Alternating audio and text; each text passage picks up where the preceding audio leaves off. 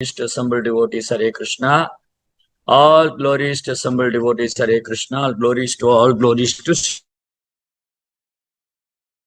Shri Guru and Gauranga. All glories to Srila Prabhupada. Jai Srila Prabhupada. Jai.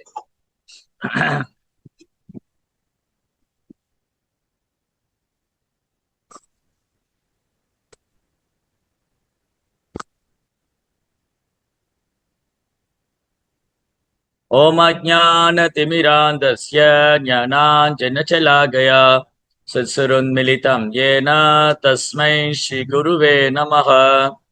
Namo Vishnu Padaya Krishna Prashtaya Bhutale Srimade Bhaktivedanta Swami Dinamine Namaste Saraswati Deve Gauravani Pracharine Nuvishesa Sunyavadi Pashatate Shatarine Jai Shri Krishna Chaitanya Prabhu Nityananda Shri Advaita Gadadhara Shri Vasadi Gaura Bhakta Vrinda Hare Krishna, Krishna Krishna, Hare Hare, Hare Rama, Rama Rama, Hare Hare.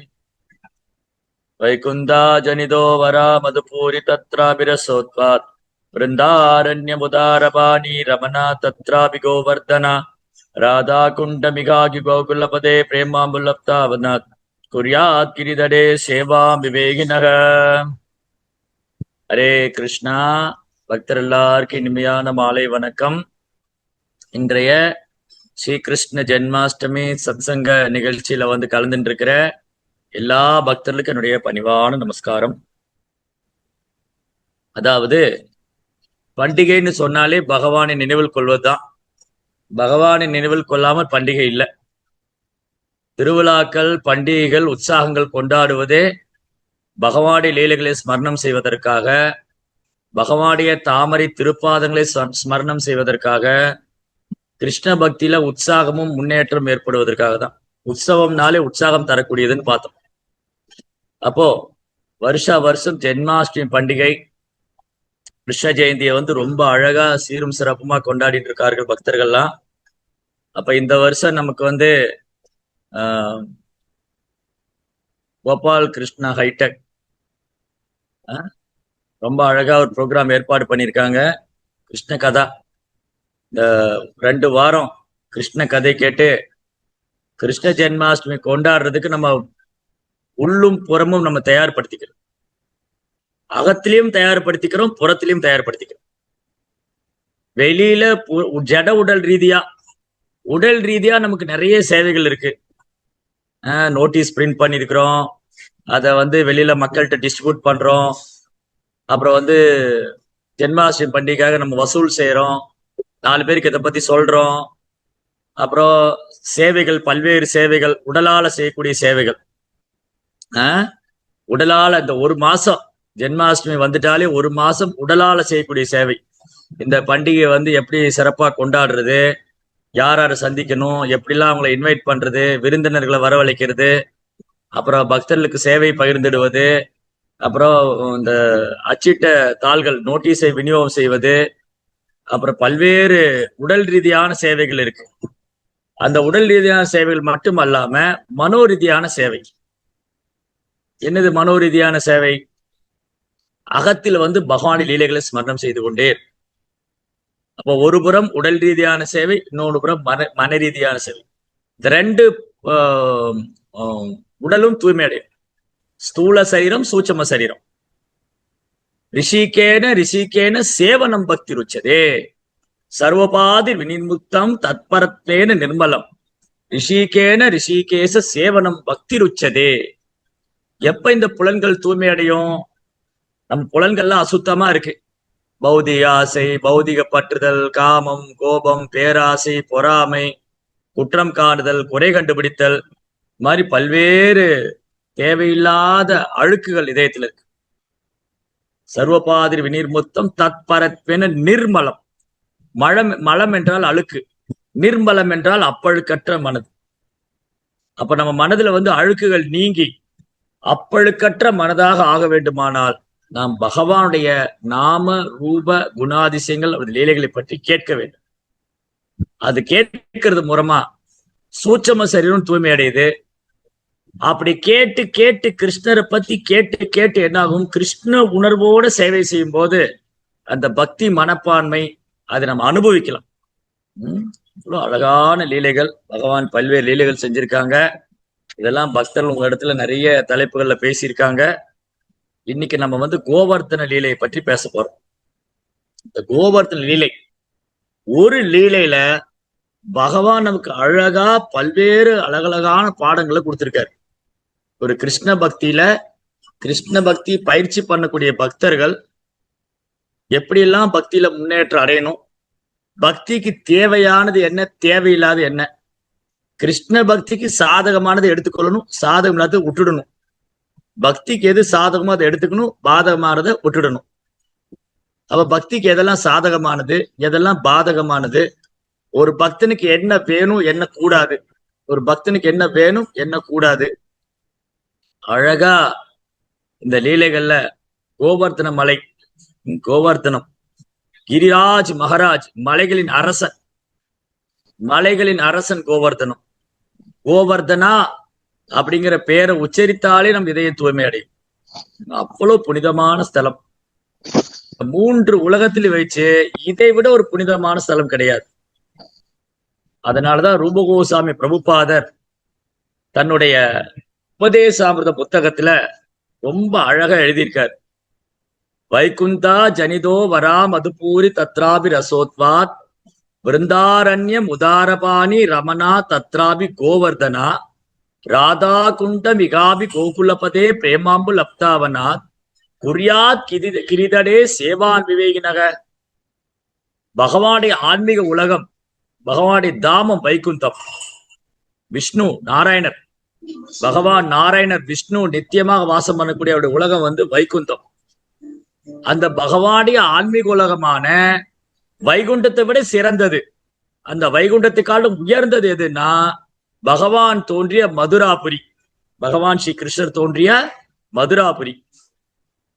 மலேசியாவில் இருக்கிற பக்தர்கள் எவ்வளவு பேர் மதுரைக்கு வந்திருக்கீங்கன்னு தெரியல. மதுரா ரொம்ப அழகான ஒரு நகரம். நம்முடைய இந்தியாவுடைய தலைநகரான டெல்லிக்கு பக்கத்திலே இருக்கு மதுராபுரி, யமுனா நதிக்கரையில மதுரா நகரம். யாராவது தரிசனம் பண்ணினா கை தூக்குங்க. பகவானுடைய ஜென்மஸ்தான், கிருஷ்ணர் பிறந்த இடம். யாராவது வந்திருக்கீங்களா மலேசியால இருந்து மதுரை யாத்திரை வந்திருக்கீங்களா மதுராபுரிக்கு? அவங்க ரொம்ப பாக்கியசாலிங்க. யாரெல்லாம் மதுரா வந்து பகவானுடைய ஜென்மஸ்தான், பகவான் கிருஷ்ணர் தோன்றிய இடம்.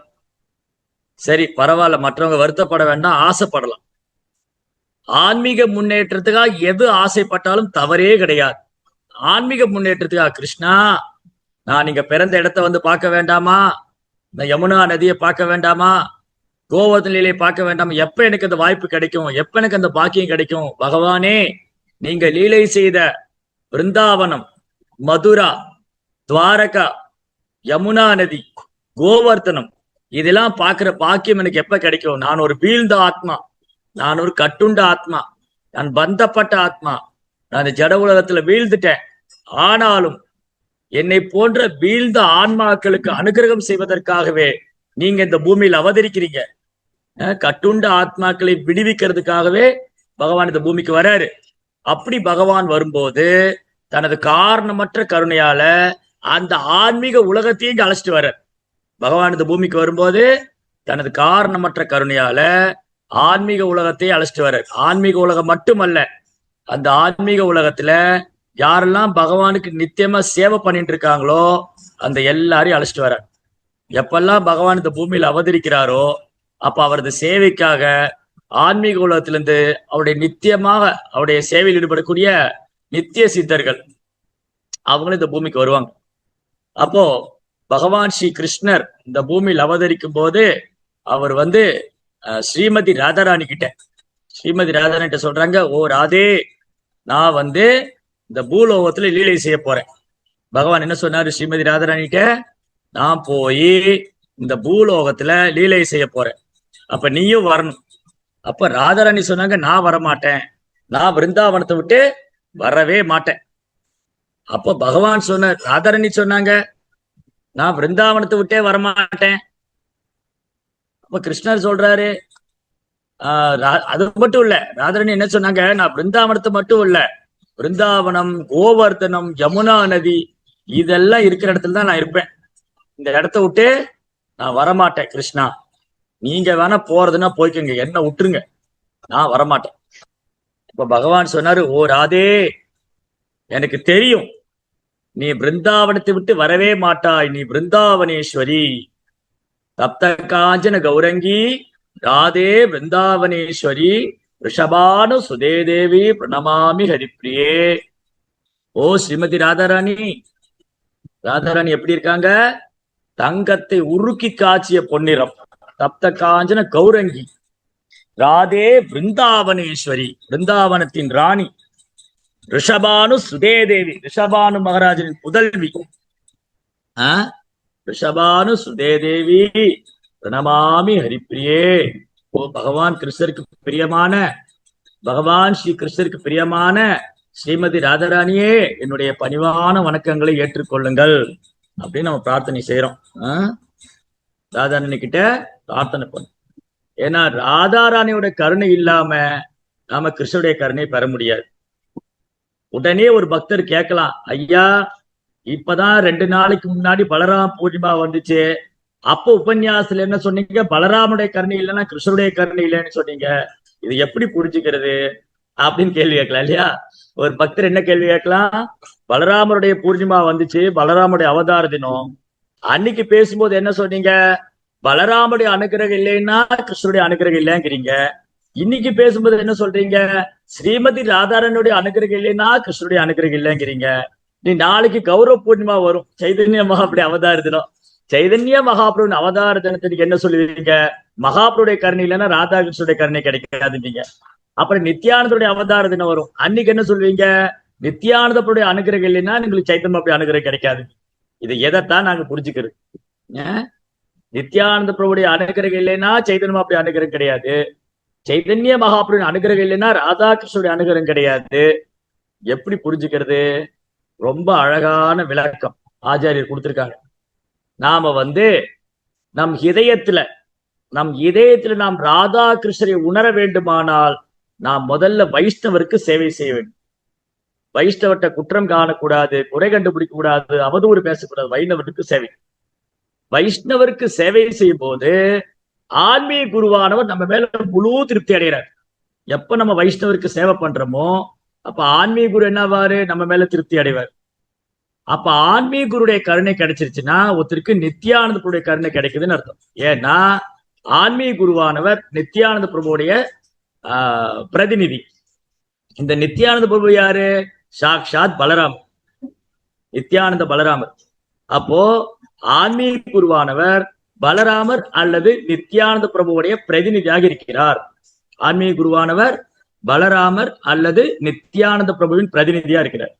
அப்போ வைஷ்ணவருக்கு சேவை செய்தால் ஆன்மீக குருடைய கருணை, ஆன்மீக குருடைய கருணை இருந்ததுன்னா நித்யானந்தர் அல்லது பலராமருடைய கருணை. அதுக்கப்புறம் நித்யானந்த பிரபுடைய கருணை இருந்தாதான் சைதன்ய மகாபுடைய லீலைகள், அவருடைய நாம ரூப குணாதிசயங்களை புரிஞ்சுக்க முடியும். சைதன்ய மகாபுடைய அனுகிரகம் கிடைச்சாதான் ஸ்ரீமதி ராதாராணி யாரு, அவங்களுடைய தெய்வீகமான குணம் என்ன, அவங்களுடைய கருணை நான் எப்படி பெறுவது அப்படின்னு புரிஞ்சுக்க. அப்போ பகவான் கிருஷ்ணருடைய அனுகிரகத்தை அல்லது ஆசீர்வாதத்தை நாம் பெற வேண்டுமானால் ஒரு வழி பலராமர் வழியில வரக்கூடிய சகாக்கள், பலராமர், அப்புறம் கோபர்கள், கிருஷ்ணருடைய நண்பர்கள், சகாக்கள், அவங்களுடைய அனுகிரகத்தினால நம்ம கிருஷ்ணருடைய கருணையை பெறலாம்.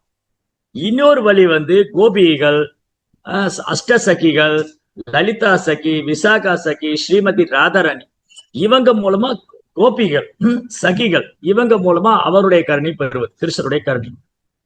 பகவானுடைய கருணை 2 விதமா கிடைக்குது. ஒன்று பலராமர் வழியாக, இன்னொன்று ராதாராணி வழியாக. எப்படி பார்த்தாலும் பகவானுடைய கருணை நமக்கு வேணுமானால் பகவானுக்கு பிரியமான அந்த பக்தருடைய கருணை ரொம்ப அவசியம். ஸ்ரீமதி ராதாராணி என்ன பண்றாங்க?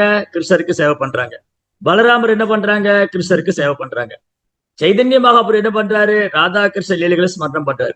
நித்யானந்தர் என்ன பண்றாரு? சைதன்ய மகாபுரு சேவை பண்றாரு. ஆன்மீக குரு என்ன பண்றாரு? நித்யானந்தருக்கு சேவை பண்றாரு.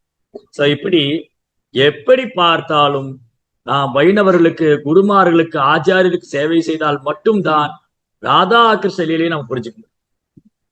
இல்லாட்டி இந்த கோவர்த்தன மலையை நம்மளால புரிஞ்சுக்கவே முடியாது.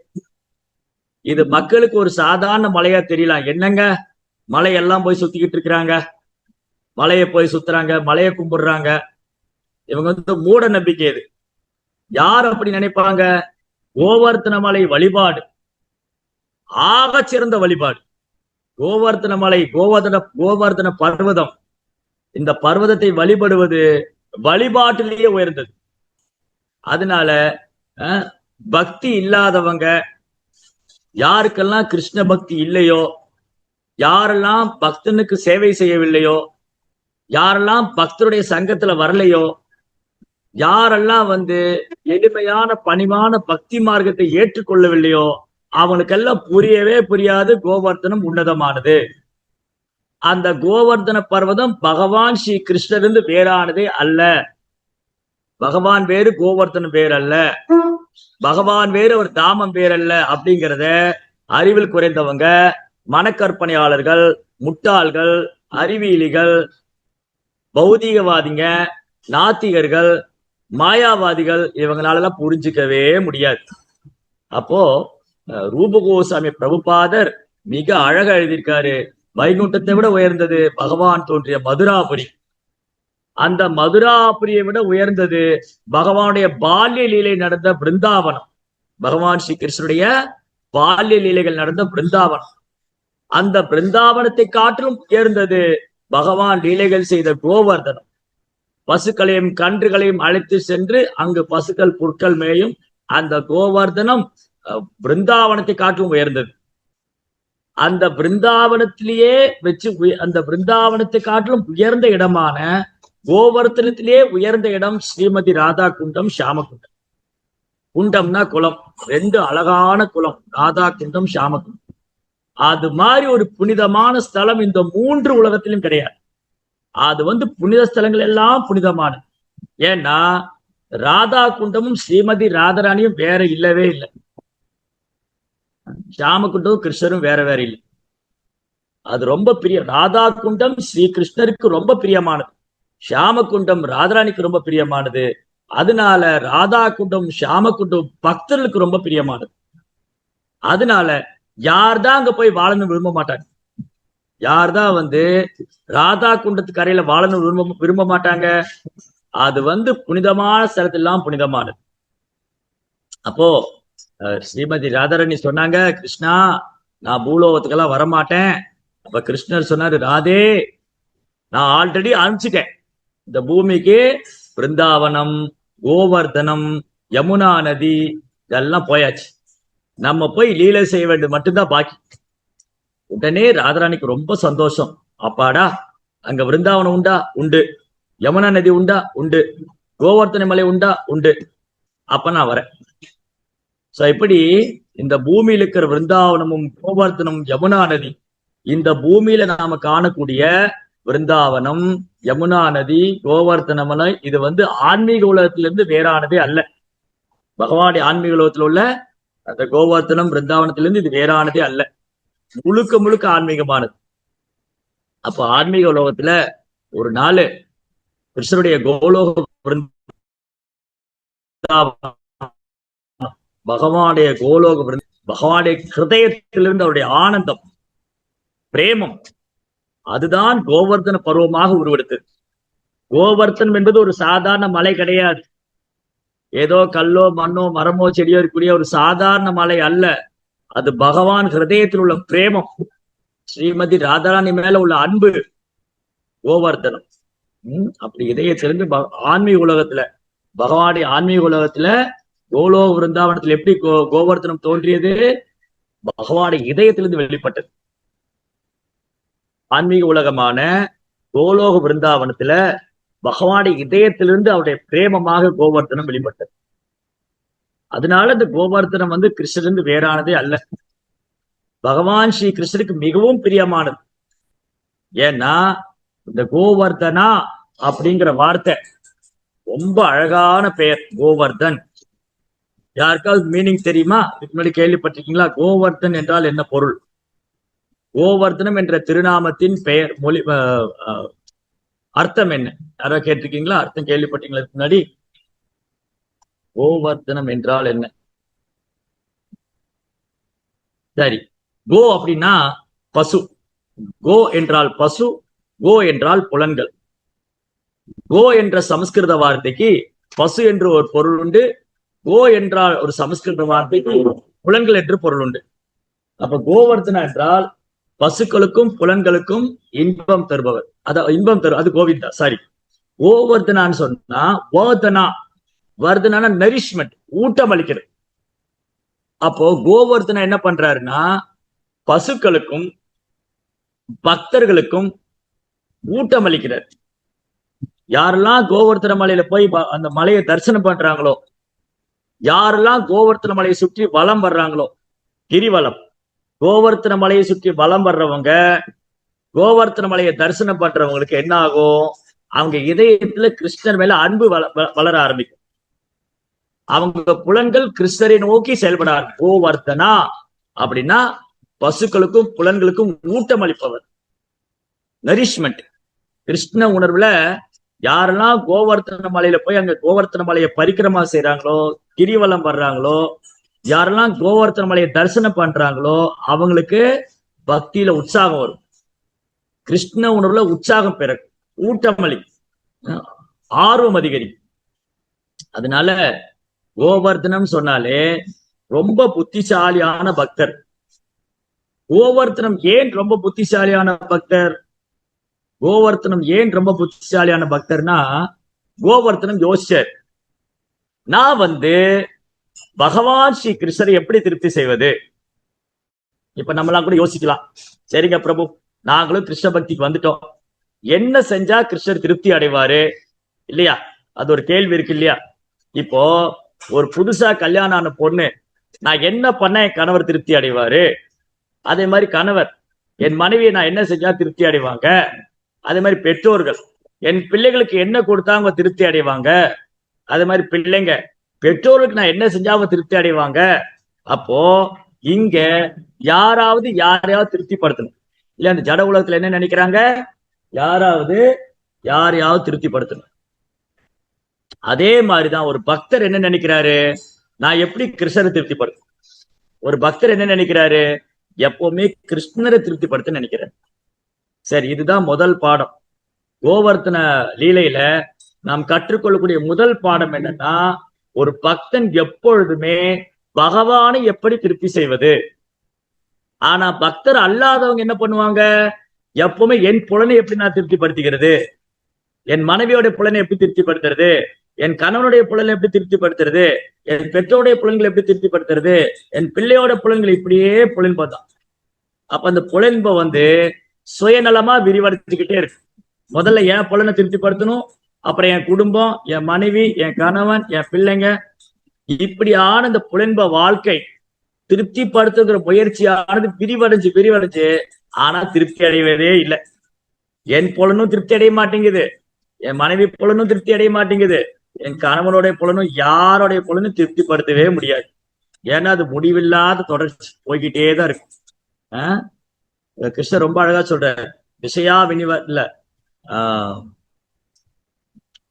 ரொம்ப அழகா சொன்னாரு, எயி சம்பர்ஷஜா போகா துக்கயோன ஏவையே ஆத்தியந்தவந்து கௌந்தேயா நதேஷு ரமதே புதா.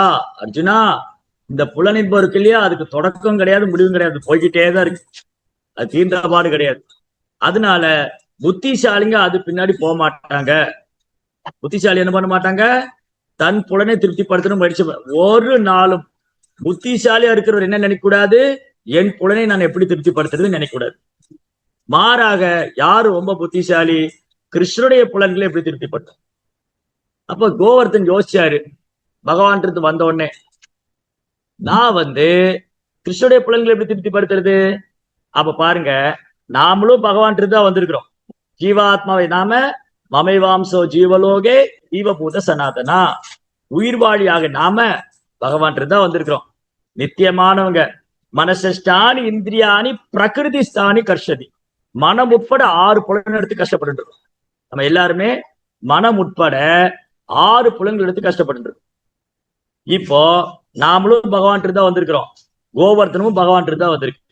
ஆனா நம்ம என்ன நினைக்கிறோம், எப்படி என் புலனை திருப்திப்படுத்திக்கலாம், யார் என் புலனை திருப்திப்படுத்துவாங்க, என் புலன்பத்துக்கு என்ன பண்ணலாம், அதுல வந்து ஏமாற்றாகும் போது டிசப்பாயின்மெண்ட். என்னுடைய புலனை நான் திருப்திப்படுத்த முடியல, உடனே கோவம் வரும், கோவம் பொறாம. இதுதான் நம்ம நிலைமை. ஏன்னா நம்ம எப்பவுமே நம்ம புலனை எப்படி திருப்திப்படுத்துன்னு திட்டம் போட்டுக்கிட்டே இருக்கோம். ஆனா கோவர்த்தனம் என்ன திட்டம் போடுறாரு, கிருஷ்ணனுடைய புலன்களை எப்படி திருப்திப்படுத்தலாம், கிருஷ்ணன் என்ன பண்ணா கிருஷ்ணா திருப்தி அடைவார்.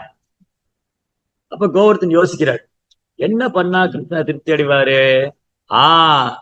இந்த ஒரு செயல் பண்ணிட்டா கிருஷ்ணா என் மேல ரொம்ப திருப்தி அடைச்சிருவார். என்ன பண்ணணும், கிருஷ்ணருக்கு பிரியமான அவரது பசுக்களுக்கும் அவர் பக்தர்களுக்கும் சேவை செய்ய வேண்டும். கோவர்த்தன் என்ன நினைக்கிறாரு, கோவர்த்தனம் மலைவடி உள்ள ஒரு பக்தர். ஆன்மீக உலகத்துல எல்லாருமே நித்தியமான பக்தர்கள், நித்தியமான சித்தர்கள், தூய பக்தர்கள். அவங்க வந்து ஒரு ரூபத்துல சேவை பண்றாங்க. இப்ப யமுனா நதி ரூபத்துல இருக்காங்க, காலிந்தி யமுனா நதி ரூபத்துல இருக்காங்க, கோவர்த்தனம் மலை ரூபத்துல இருக்காரு. பசுக்கள்லாம் வந்து அந்த பசுக்களோட ரூபத்துல இருக்கு. கோபிகள், கோபர்கள், பிருந்தாவனத்துல தூசி உட்பட எல்லா ஆன்மீகமானது. பிருந்தாவனத்தில் பௌதிகம் என்ற பேச்சுக்கே கிடையாது. பிருந்தாவனத்துல பௌதிகம் என்ற பேச்சுக்கே கிடையாது, எல்லா ஆன்மீகமானது. ரைட்? அப்போ அங்க இருக்கிறவங்க பிருந்தாவன கான்சியஸ்னஸ், பிருந்தாவன உணர்வு என்றால் எப்படி கிருஷ்ணரை திருப்தி செய்யலாம், என்ன பண்ணா கிருஷ்ணர் திருப்தி அடைவாரு. அப்போ கோவர்தன் முடிவு பண்ணாரு, நான் வந்து கிருஷ்ணரை திருப்திப்படுத்தணும்னு சொன்னா அவரது பக்தர்களுக்கும் பசுக்களுக்கும் நான் சேவை செய்ய வேண்டும். பகவானது பசுக்களுக்கும் பக்தருக்கும் நான் சேவை செய்தா பகவான் என்னை விட்டு விலகவே மாட்டார், எப்பவும் என் கூடயே இருப்பார் அப்படின்னு சொல்லிட்டு கோவர்தன் ஒரு பர்வத ரூபத்துல பகவானுடைய பசுக்களுக்கும் கோபர்களுக்கும் சேவை செய்து கொண்டிருக்கிறார். அதான் கோவர்தனா. எவ்வளவு அழகான ஒரு பக்தர், தன் வாழ்க்கையை பகவான் சேவைக்காக அர்ப்பணித்திருக்கார். ரொம்ப அழகான ஒரு லீலை. என்ன நடந்தது, கோவர்தனம் முதல்ல கோவர்தனம் வந்து துரோணாச்சல் மலைத்தொடர்ல இருந்தது. இன்னைக்கு இப்ப பிருந்தாவன கோவர்த்தனம் பாக்குறோம் இல்லையா, எவ்வளவு பேர் நீங்க பிருந்தாவன கோவர்த்தனம் பார்த்திருக்கீங்கன்னு தெரியாது. அது கொஞ்சம் கொஞ்சமா ஒரு கடுகளவு குறைஞ்சு வந்துட்டே இருக்கு. அந்த கோவர்தனம் படைப்புல முதல்ல இந்த பூமிக்கு வந்த பொழுது அது வந்து துரோணாச்சல மலைத்தொடர்ல இருந்து, சால்மலி மவுண்டன் அந்த மலைத்தொடர்ல இருந்து பிரம்மாண்டமான பர்வதம், நூற்றுக்கணக்கான மைல்கள் நீளம், நூற்றுக்கணக்கான மைல்கள் உயரம், பல்வேறு அருவிகள், தாமரை குளங்கள், அழகழகான பசுமையான மரங்கள், நல்ல பழங்கள் கொடுக்கக்கூடிய மரங்கள், பூக்கள், பூத்து குலுங்கும் நந்தவனம், பிரம்மாண்டமான ஒரு மலை. அப்படியே அமைதி, நதிகளின் சப்தம், அருவிகளின் சப்தம், மயில், குயில், சக்கரவாகம், சக்கோரம் போன்ற பறவைகளுடைய சப்தம், ஆத்மீகமான சப்தம். அப்போ ஒரு நாள் புலஸ்திய முனிவர், இப்ப நான் சொல்ற கதை வந்து உங்களுக்கு கஷ்டமா தான் இருக்கும், ஏன்னா மறந்துடுவீங்க. ஒண்ணு ஒரு நோட்ல எழுதி வச்சுக்கோங்க, இல்ல அப்புறமா திரும்பி இதை போட்டு கேளுங்க. ஏன்னா நம்ம சத்தியுகத்துக்கு போறோம். இப்ப இருக்கிறது கலியுகத்துல. இப்ப எல்லாரும் இங்கதான் இருக்கீங்களான்னு தெரியல, பாதி பேர் தூங்கி இருப்பீங்களோ டவுட்டா வேற இருக்கு. கலியுகத்துலதான் இருக்கீங்களா எல்லாம், இல்ல தூங்கிட்டீங்களா? கோவர்த்தன மலை கதை கேட்டால தூங்கிடாதீங்க. இப்ப நம்ம கலியுகத்துல இருக்கோம். அப்படியே கொஞ்சம் பேக்ல போனா சத்தியுகம். சத்தியுகத்துல கோவர்தனம் துரோணாச்சலுடைய பையன். துரோணாச்சல், அச்சலம் என்றால் பர்வதம், மலை. என்னங்க மலைக்கெல்லாம் பேர் உண்டா, மலைக்கெல்லாம் வந்து நபரா, மலைகள்லாம் ஒரு நபரா, அந்த நபருக்கு குடும்பம் உண்டா, மலைகளுக்கு குடும்பம் உண்டா, மனைவி உண்டா, பிள்ளைகள் உண்டா? உண்டு. மலைகளுக்கு குடும்பம் உண்டு, மனைவி உண்டு, எல்லாம் உண்டு. அது இந்த ஜடப்புலன்களால உணர முடியாது, ஜடப்புலன்களால பார்க்க முடியாது. இப்போ இமயமலை, இந்தியாவில இமயமலை, அந்த இமயமலையுடைய பர்சானிஃபைடு யாருன்னா, அந்த நபர் யாருன்னா இமவான். இமயமலையின் சக்கரவர்த்தி இமவான். இமவானுக்கு மகளாக பிறந்ததுனால சதி தேவிக்கு பார்வதி என்று பெயர், பர்வதத்தின் புதல்வி, மலை மகள். நம்முடைய சனாதன தர்மத்துல 3 மகள் இருக்காங்க, தேவிகள், முப்பெரும் தேவியர். நம்முடைய சனாதன தர்மத்துல 3 பெரும் தேவியர். யாரெல்லாம் அது? மலைமகள், அலைமகள், கலைமகள். மலைமகள், அலைமகள், கலைமகள். இமவான் என்ற பர்வதத்துக்கு மகளாக பிறந்ததுனால பார்வதி மலைமகள். பார்க்கடலில் அலையில் தோன்றியதால் அவள் லக்ஷ்மி தேவி அலைமகள். சங்கீதம், சாஸ்திரம் அதை கற்பிக்க தோன்றியதால் அதற்கு அதிபதியான சரஸ்வதி கலைமகள். சரஸ்வதி கலைமகள், லக்ஷ்மி அலைமகள், பார்வதி மலைமகள். மலையினுடைய மகள், அலையின் மகள், கலையின் மகள், முப்பெரும் தேவியர். சரி, அப்போ இந்த கோவர்தன வந்து துரோணாச்சல் அப்படிங்கிற ஒரு ராஜாவுடைய பையன். ஒரு நாள் இங்க நீங்க படத்துல பாக்குறீங்க, எனக்கு பின்னாடி ஒருத்தர் இருக்கிறார் பாருங்க, அவர் பேர் புலஸ்திய முனிவர். புலஸ்தியா, இதுக்கு ஒரு வம்சமே புலஸ்தியா டைனஸ்டின்னு ஒன்று. இந்த வம்சத்துல ராவணன் தோன்றியது புலஸ்திய முனிவருடைய வம்சத்துல. அது ஒரு பெரிய ஸ்டோரி, அது ராமாயணம் படிக்கும் போது பார்க்கலாம். சோ புலஸ்திய முனிவர் இருக்கார் இல்லையா, இவர் வந்து காசியில தவம் பண்ணிட்டு இருந்தார், கங்கை கரையில. இவருக்கு வந்து என்னன்னா, ரொம்ப அழகான ஒரு மலை தொடரில் அமர்ந்து தவம் செய்ய வேண்டும் என்று ஆசை. நல்ல அமைதியான ரம்யமான ஒரு மலை, அடர்ந்த காடு. காடு வந்து சாத்திகமானது. அங்க பெரிய பெரிய மோட்டார் வாகனமோ இல்ல இந்த பசங்கள்லாம், இன்னைக்கு உள்ள இளைஞர்கள் பைக்கை கண்ட மேனிக்கு வீ வீ வீ வீன்னு ஆர்ன் அடிச்சு அதை வந்து சவுண்டை வந்து சேஞ்ச் பண்ணி அது காது கிளியிற மாதிரி நாராசமான சத்தம். நகர வாழ்க்கை நரக வாழ்க்கை. நகர வாழ்க்கைனாலே நரக வாழ்க்கை. பைக்ல வந்து சைலன்சர்லாம் மாத்தி வச்சு அது ஊரே அலற மாதிரி, ஹார்ட் அட்டாக்கே வர்ற மாதிரி சவுண்ட் வச்சிருப்பான். அது என்ன ஒரு அசுர குணம்னே தெரியல. ஒரு சாத்திகமான போக்கே கிடையாது. நகர வாழ்க்கையினாலே ரஜோகுணம். ரஜோகுணம், தமோகுணம். கண்ட கண்ட உணவை உண்பது, கண்ட கண்ட மாதிரி ஆடை உடுத்துவது, மோசமான வேலைகள் செயல்படுவதெல்லாம் நகர வாழ்க்கை. கலியுகத்துல அது கொடிகட்டி பாருங்க. ஆனா காடுகள், மலைகள், நதிகள், இந்த இடம்லாம் சாத்வீகமானது. அப்ப புலஸ்தியர் என்ன பண்ணாரு, அவர் தவம் செய்வதற்கு ஒரு அழகான மலையை தேடிக்கொண்டு பிரயாணம் செய்கிறார். பல்வேறு இடங்கள்ல சுற்றுப்பயணம் செஞ்சு யாத்திரை போய் அவர் துரோணாச்சல மலைத்தொடருக்கு வர்றார். அந்த துரோணாச்சல் மலைத்தொடர்ல வந்த போது அந்த அழகான மலையை கண்டு அவர் பிரார்த்திக்கிறார். ஓ துரோணாச்சலா, இந்த இடம் எனக்கு ரொம்ப பிடிச்சிருக்கு, இந்த இடத்த வந்து நான் எடுத்துக்கிட்டு போகணும், காசிக்கு எடுத்துட்டு போகணும். அவருக்கு என்ன ஆசைன்னா, இந்த ஒரு மலை எடுத்துட்டு காசியில கொண்டு போய் வச்சுட்டா, ஏன்னா காசியில கங்கை இருக்கு, இந்த மலையும் கொண்டு போய் வச்சுக்கிட்டேன்னா கங்கை கரையில ஒரு அழகான மலைத்தொடர், அங்க உட்காந்து நான் தவம் செய்யலாம். அப்போ இந்த துரோணாச்சலுடைய பையன் கோவர்தன், இந்த பூமியில கோவர்தன் சத்தியுகத்துல துரோணாச்சலுடைய பையனா வந்தார். அப்ப வந்து அப்பா கிட்ட கேட்டிருக்காரு, துரோணாச்சல்கிட்ட கேட்க, பையனை நான் கூட்டிட்டு போலாமா? துரோணாச்சலுக்கு பெரும் வேதனை. யார் தான் அனுப்புவாங்க? இப்ப சத்சங்கத்துல ஒரு 40-50 பேர் இருக்கிறோம். நான் உங்ககிட்ட கேட்கிறேன், உங்க பையனை வந்து என் கோயில அனுப்பிச்சு விட்டுறீங்களா, என் கூட வந்து பிரம்மச்சாரியா இருந்துகிட்டுன்னு. யாரும் அனுப்புவாங்களா? இங்க பிரபு, நீங்க தான் வேலையெல்லாம் போய் ஆசிரமத்துல உட்காந்துருக்கீங்க, என் பையனெல்லாம் கூப்பிடாதீங்க இல்லையா? வேண்டாம் வேண்டாம், வீட்டிலேயே இருக்கட்டும், ஆசிரம வாழ்க்கையெல்லாம் வேண்டாம் அப்படின்னு சொல்லிடும் இல்லையா? ஆனா துரோணாச்சல் வந்து அவர் பையன் மேல ரொம்ப அன்பு. அவர் நினைக்கிறாரு, நான் எப்படி என்னுடைய பையனை அனுப்புறது? எப்படி வந்து விஸ்வாமித்திரர் வந்து ராமரை கூப்பிட்டார், தசரத சொல்லி, தசரதா உன் மகன் ராமனை என்னோட காட்டுக்கு அனுப்புன தண்டகாரண்யவன். தசரத பெரும் வேதனை. அப்புறம் வந்து ராமர் சொன்னார், நான் சந்தோஷமா போயிட்டு வரேன். வசிஷ்டன் சொன்னாரு, விஸ்வாமித்திரர் கூட போறது பெரும் பாக்கியம், அவர் நிறைய வித்தைகள் எல்லாம் கத்துக் கொடுப்பார், ராமர் போயிட்டு வரட்டுமே அப்படின்னு சமாதானம் செய்து அனுப்பி விட்டார்.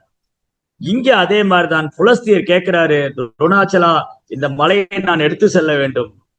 அப்ப அதை பிரிய வந்து, ஹரே கிருஷ்ணா, அப்ப வந்து அதை பிரிவதற்கு துரோணாச்சலுக்கு மனசு இல்லை, கோவர்த்தனை விட்டு பிரியறது. அப்ப துரோணாச்சல் வந்து கோவர்த்தன் கூப்பிடுறாரு, கோவர்த்தனா, இந்த முனிவர் கூப்பிடுறாரப்பா, நீ போறியா? அவருக்கா சேவை செய்வதற்கு பெரும் ஆர்வம். ஓ, இந்த முனிவர் எப்பொழுதும் பகவானை தியானம் செய்து கொண்டிருக்கிறார், அதனால் இவருடன் நான் செல்றேன், நான் இவரோட போக தயார். இந்த முனிவருக்கு சேவை செய்து நான் செய்த பாக்கியம். ஆனால் ஒரு கண்டிஷன், ஒரு வேண்டுகோள். என்ன வேண்டுகோள்? இந்த முனிவர் வந்து என்னை கீழே வைக்காம தூக்கிட்டு போ. நான் காசிக்கு போக தயாரா இருக்கேன். நான் வந்து காசிக்கு போக தயாரா இருக்கேன். ஆனா இந்த முனிவர் என்ன பண்ணக்கூடாது, என்னை கீழே வைக்க கூடாது. இவர் கீழே வச்சுட்டாரு, நான் வரமாட்டேன். இந்த முனிவர் சொன்னார், எனக்கு அதீத பலம் உண்டு, நான் அஷ்டமா சித்திகளை பெற்றவன். ஓ கோவர்தனா, நான் அஷ்டமா சித்திகளை பெற்றவன். எப்பேற்பட்ட கணத்தையும் என்னால தாங்க முடியும். அனிமா, லகிமா, மகிமா, இஜிதா, உஜிதா, பிரார்காமியா, பிராராப்தி, 8 சித்திகள் இருக்கு. அதுல ஒண்ணு வந்து மகிமா, கனமானவற்றுல கனமாயிரும். அந்த சித்தர்கள் வந்து அவங்க விரும்பிய இலக்கை அடைய முடியும். அந்த அஷ்டமா சித்தி மூலமா ஒருத்தர் வந்து தன் விரும்பிய இலக்கை அடைய முடியும். அப்ப புலஸ்தியர் சொன்னாரு, நீ அந்த கவலையை விடு, நான் உன்னை கீழே வைக்காம தூக்கிட்டு போவேன். சரி அப்படின்னா நான் வரேன். ஆனா நீ கீழே வச்சுட்டா நான் வரமாட்டேன். நீங்க கீழே வச்சுட்டா நான் வரமாட்டேன். சரி அப்படி ஆகட்டும். அப்போ கோவர்தன் என்ன பண்ணாங்க, புலஸ்தியரோட போறாங்க. இது எப்ப நடந்தது, இப்ப என்ன பேசிட்டு இருக்கோம் நம்ம, யாரும் ஞாபகம் வச்சிருக்கீங்களா எப்ப நடந்ததுன்னு? இப்ப இதுவரை கேட்ட கதை எந்த யுகத்தில் நடந்தது பாக்கல, யாராவது பதில் சொல்றாங்க? இல்ல சாட் பாக்ஸ்ல போடலாம். சத்தியயுக. ஞாபகம் வச்சிருக்காங்க, சத்திய யுகத்தில் நடந்தது. சரி, இப்படி அந்த புலஸ்திய மகரிஷி கோவர்த்தனத்தை அழைச்சிட்டு வர்றார். வரும்போது அவர் வந்து இயற்கையினுடைய அழைப்பு, பிருந்தாவனம் பக்கம் வந்த உடனே கோவர்த்தன் என்ன ஆசைப்பட்டாரு, ஆஹா இந்த இடத்துல எல்லாம் பகவான் கிருஷ்ணர் லீலை செய்ய போறாரு, அதனால நான் இங்கதான் இருக்கணும். நான் வந்து பிருந்தாவனத்துல இருக்கணும். எனக்கு காசிக்கு போக ஆசை இல்ல, எனக்கு விருப்பம் இல்ல. என்ன பகவான் இங்கதான் அவதரிக்க போகிறார், இந்த இடத்துல நான் இருக்கவன் அப்படின்னு கோவர்த்தன் என்ன பண்ணாரு, தன் கணத்தை அதிகரிக்கிறார். அதே சமயம் இந்த புலஸ்தியருக்கும் இயற்கை அழைக்குது. அப்ப மலையை கீழே வச்சிட்டார். கோவர்த்தன் கீழே வச்சுட்டு அவர் போய் யமுனையில வந்து நீராடி விட்டு வருகிறார். அவருடைய சந்தியா வந்தெல்லாம் முடிச்சுட்டு நீராடிட்டு வர்றாரு. வந்து கூப்பிட்டா கோவர்த்தன் வரமாட்டேங்கிறார். இல்ல நான் வரமாட்டேன், நான் இங்கேதான் இருப்பேன். புலஸ்தியரின் கண்கள் சிவந்தது, புருவம் அகன்றது, கோவ கனல் பறந்தது. அடே கோவர்தனா, என்ன துணிச்சல் உனக்கு, நான் கூப்பிடுறேன் நீ வரமாட்டேங்கிற, உன்னை சும்மா விட மாட்டேன்னா, நான் உன்னை சபிக்கிறேன். நீ தினமும் கடுகளவு சிறிதாய் கொண்டே வருவாய். ஓ பிரம்மாண்டமான பர்வதமே, நீ பெரிய பர்வதம் என்று கர்வம் கொண்டிருக்கிறாய், நீ கடுகளவு சிரித்து சிரித்து கொண்டே வருவாய் அப்படின்னு சபிச்சிட்டார். கோவர்தனம் அதை வரமாக பெற்றுக் கொள்கிறார். பகவான் ஸ்ரீ கிருஷ்ணரின் சேவைக்காக எப்பேற்பட்ட சாபத்தையும் ஏற்றுக்கொள்ள தயார். இது 2வது பாடம். கோவர்தன் லீலையில 2வது பாடம் என்னது, பகவான் ஸ்ரீ கிருஷ்ணருடைய சேவைக்காக ஒரு பக்தன் மான அவமானம், புகழ்ச்சி இகழ்ச்சி, விருப்பு வெறுப்பு, லாப நஷ்டம், வெற்றி தோல்வி எதையும் பொருட்படுத்தக்கூடாது. பகவான் சேவைதான் பிரதானம். அதற்காக எப்பேற்பட்ட அவமானத்தையும் உயிரிழப்பையும் இருக்க தயாரார். பகவானுக்காக உயிரை கொடுக்க தயாரார். அவன்தான் சரணாகதி அடைந்த பக்தன். யார் சரணாகதி அடைந்த பக்தன்? பகவானுக்காக தன் வாழ்க்கையை அர்ப்பணித்தவன், உயிரை பணம் வைக்க தயாரார். அவரே சரணாகதி அடைந்த பக்தன். இப்ப கோவர்த்தன் சொன்னாரு, பரவாயில்ல, நீங்க என்ன செபிச்சாலும் பரவாயில்ல, உங்க சாபம் என்ன மேல விட்டாலும் பரவாயில்ல, உங்க சாபம் என் மேல செயல்பட்டாலும் பரவாயில்ல, நான் கடுகளவு குறைந்தாலும் தினமும் தினமும் கடுகளவு குறைந்தாலும் பரவாயில்ல, இங்க பகவான் லீலை செய்ய போறாரு, அதுக்கு நான் ஒரு கருவியா இருக்க போறேன். அதற்காக எப்பேற்பட்ட சாபத்தையும் அவமானத்தையும் நான் ஏற்றுக்க தயாரா. இதுதான் பக்தர். கோவர்தனில் முதல் பாடம், நான் எவ்வாறு கிருஷ்ணரை திருப்திப்படுத்த வேண்டும்.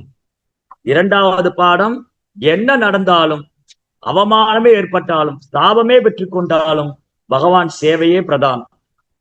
பகவானுடைய சேவையே பிரதானம். முனிவரும் மலையை விட்டுட்டு அங்கிருந்து கோச்சின்னு போயிட்டார். அப்புறம் கோவர்த்தனம் காத்துட்டு இருக்கார், எப்ப பகவான் அவதாரம் செய்ய போறாரு, எப்ப அவருக்கு சேவை செய்ய போறோம். 1 நாள் 2 நாட்கள்ல வருடக்கணக்கா காத்திருக்காரு, ஆர்வமாக உற்சாகமாக. இது 3வது பாடம். பகவானது சேவைக்காக ஒரு பக்தன் எவ்வளவு யுகம் வேணாலும் காத்துக்க தயாரா இருக்க, எவ்வளவு யுகம் வேணாலும் ஆர்வமா உற்சாகமா, நான் பகவானுக்கு சேவை செய்வேன், பகவானுடைய அனுகிரகம் எனக்கு கிடைக்கும் அப்படின்னு பெரும் ஆர்வம் கொண்டு காத்துட்டு இருக்காரு. சரி, அடுத்து என்ன நடந்தது? இப்படி கோவர்த்தனை காத்துட்டு இருக்கும் போது திரேதாயுகம், அதாவது சத்தியுகம் முடிச்சு துவாபர யுகம் தான் வரணும். துவானா 2, திரைனா 3. துவாபரயுகம் வந்து அடுத்து வரும். சத்தியுகம் முடிஞ்சு அடுத்து வரக்கூடிய துவாபரயுகம் வரணும். ஆனா துவாபரயுகம் வரல, திரேதாயுகம் வந்துருது. பகவான் அவதரிக்கிறதுக்கு பதிலா பகவான் ஸ்ரீ கிருஷ்ணனுடைய அவதாரம், பகவான் ஸ்ரீ கிருஷ்ணர் துவாபரயுகத்தில் அவதரிக்கிறார். பிரபு ஸ்ரீராமர் வந்து திரேதாயுகத்தில் அவதரிக்கிறார். என்ன ஆகி போச்சு, அப்படியே ஒரு யுகம் மாறி போச்சு. சத்தியுகத்துக்கு அடுத்தது துவாபரயுகம் வர வேண்டியது, துவாபரயுகம் தள்ளி போய் திரேதாயுகம் வந்துருச்சு. ஏன்னா ராவனுடைய அட்டூழியம், ராவணனை வதம் செய்யணும், அதுக்கப்புறம் பிரபு ஸ்ரீராமர் அகல்யை விடுவிக்க வேண்டும், இந்த மாதிரி பல்வேறு காரணங்களுக்காக பகவான் ராமராக அவதாரம் செய்தார். அப்போ கோவர்தன் எதுக்காக காத்துட்டு இருக்காரு? பிரபுவுடைய சேவைக்காக.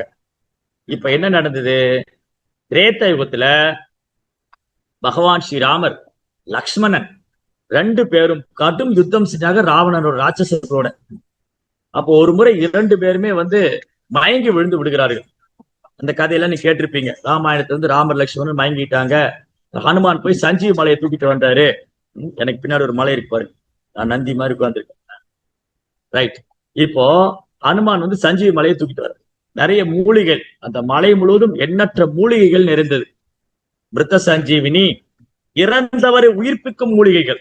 ஆனா ராம் லக்ஷ்மணன் சாதாரண மனிதர்கள் அல்ல, அவங்க பரம புருஷோத்தனான முழுமுதற் கடவுள். பிரபு ஸ்ரீராமரும் லக்ஷ்மணனும் கடவுள், பகவான், முழுமுதற் கடவுள். அவங்க இந்த பூமியில ஒரு மானிட ரூபத்தை எடுத்துக்கொண்டு மானிடர்களாகவே வாழ்ந்து கொண்டிருந்தார். தர்மத்தை காப்பதற்காக மனித உருவில் வந்து அந்த தர்மமே உருவமான ஸ்ரீராமர் ஒரு மாநிலனை போலே உதாரணமான புருஷோத்தமனா வாழ்ந்துட்டு.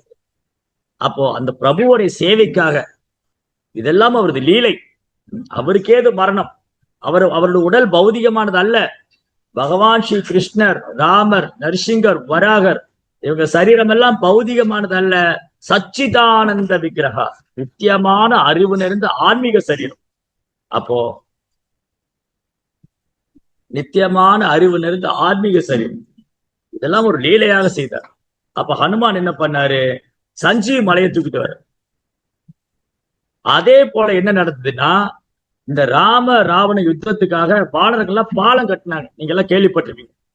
இந்த பாலம் இப்ப கூட வந்து யூடியூப்ல எல்லாம் இருக்கு. நாசால இருந்து வெளியிட்டு இருக்காங்க இந்த ராமர் பாலம். எங்க ஊர்ல ஒரு முட்டாள் தலைவர் இருந்தார். ராமர் எந்த இன்ஜினியரிங் காலேஜ் போய் படிச்சாரு. அவர் பாலம் கட்டினதுக்கு எந்த இன்ஜினியரிங் காலேஜ் போய் படிச்சாரு? அதே முட்டாளு, ராமரே ஒரு பெரிய இன்ஜினியர் தான், அவர் காலேஜுக்கு எல்லாம் போக வேண்டியதில்லை. நம்மள மாதிரி முட்டாள்கள் தான் காலேஜ் போய் படிக்கணும். நம்மள மாதிரி முட்டாள்கள் தான் பௌதிக அறிவு வேணுங்கிறதுக்காக காலேஜுக்கு போகணும். பகவான் அந்த பொறியாளருக்கெல்லாம் பொறியாளர், அனைத்துக்கு ஆதாரம்,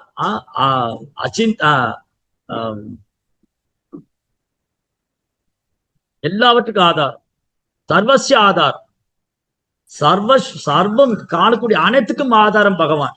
அது இந்த முட்டாள்களுக்கு நாத்திகர்களுக்கெல்லாம் புரியாது. ஏன்னா அவங்களுக்கு வந்து என்னன்னா, மலைக்கு கூட அவங்க பள்ளிக்கூடத்துக்கு போனதில்லை. அப்படி இருக்கும்போது அந்த பள்ளிக்கூடத்துல அவங்க பௌதிகமான கல்விதான் படிச்சிருக்கிறாங்க. அப்போ ராமாயணம், மகாபாரதம், இதிகாச புராணங்கள் இன்னைக்குள்ள முட்டாள் தலைவர்கள், சினிமா நடிகர்கள், இவங்களுக்கெல்லாம் தெரியாது. இவங்களுக்கு வந்து முரண்பன் தான் பிரதானம். அது வேற டாபிக். சரி, இப்ப என்ன நடந்தது? ராமர் வந்து லங்கைக்கு போறது பாலம் கட்டுறாரு. அப்ப வானரங்கள்லாம், கோடிக்கணக்கான வானரங்கள் தங்களது சக்திக்கு தகுந்த மாதிரி பெரிய பெரிய பாறைகள், மரங்கள்லாம் கொண்டு வந்து போடுறாங்க. இப்ப ஹனுமான் பார்த்தாரு, வானரங்கள்லாம் வந்து பாறைகளை மரங்களை கொண்டு எப்ப நடக்கிறது? இது 800 மைல், 100 யோஜனா, அதாவது இந்து மகா சமுத்திரம், இதை கடந்து போகணும், லங்கைக்கு போகணும்னா 800 மைல் 100 யோஜனா. எப்ப பாறையெல்லாம் போட்டு பாலம் கட்டுறது? நான் ஒரு பெரிய மலையை தூக்கிட்டு வந்தேன் அப்படின்னு வந்தார். அப்படி ஆகாசமா பறந்து வந்தவர் கோவர்த்தனத்தை பார்த்தாரு. ஆஹா, என்ன ஒரு பிரம்மாண்டமான பர்வதம், 100 யோஜனை அகலம், 100 நூற்றுக்கணக்கான யோஜனை நீளம் அகலம் கொண்ட பிரம்மாண்டமான பர்வதம். இது ஒண்ணு போதுமே, இதை கொண்டு போய் நடுவுல போட்டா ரொம்ப அழகா கடந்து போயிடலாம் அப்படின்னு ஹனுமான் கோவர்த்தன் தூக்குறாரு. கோவர்த்தனுக்கு பெரும் சந்தோஷம். ஆஹா, எனக்கு ஒரு வாய்ப்பு கிடைத்து விட்டது. நான் வந்து சத்தியுகத்துல வந்து புலஸ்தியரால் சபிக்கப்பட்டேன், இங்க பர்வதமா இருக்கேன். பிரபுவுடைய சேவைக்காக பகவான் பிரபு ஸ்ரீராமன், அவர் வந்து அவருடைய தாமரை திருப்பாதம், ராமரின் தாமரை திருப்பாதம் என்மேனில் படுவது நான் செய்த பாக்கியம். அதனால இந்த சேவைக்காக என்னை நான் அர்ப்பணிக்க நான் தயாராக இருக்கிறேன் பாருங்க. அப்ப ஹனுமான் தூக்குனார் பர்வதத்தை. கோவர்த்தன மகன் ரொம்ப சந்தோஷமா ஹனுமானோடு வர்றாரு. ஆனா ஹனுமான் வர்றதுக்குள்ள அங்க பாலமே கட்டி முடிச்சிட்டாங்க. அவரு பாலெல்லாம் இந்த வானர்கள்லாம் பாலம் கட்டி முடிச்சிட்டாங்க. ஹனுமானும் பெரிய பெரிய பாறைகள் மரத்தை எல்லாம் கொண்டு போய் போட்டு இருந்தார், சேவை பண்ணிட்டு தான் இருந்தார். இதை ஒரே அடியா முடிச்சுன்னு கோவர்த்தன மலை தூக்கினார். அப்புறம் என்னாச்சு, பாலமே கட்டி முடிச்சிட்டாங்க. கோவர்த்தனம் அழுகின்றார், பகவானே பாருங்க, நான் எப்பேற்பட்ட துர்பாக்கியசாலி, எனக்கு பாக்கியமே இல்லை, எனக்கு உங்களுக்கு சேவை பண்ற பாக்கியமே இல்லை. அழற பகவானுடைய தாமரை பாதங்கள்ல பிரபு ஸ்ரீ ராமருடைய தாமரை திருப்பா அழுகின்றார் கோவர்த்தன்.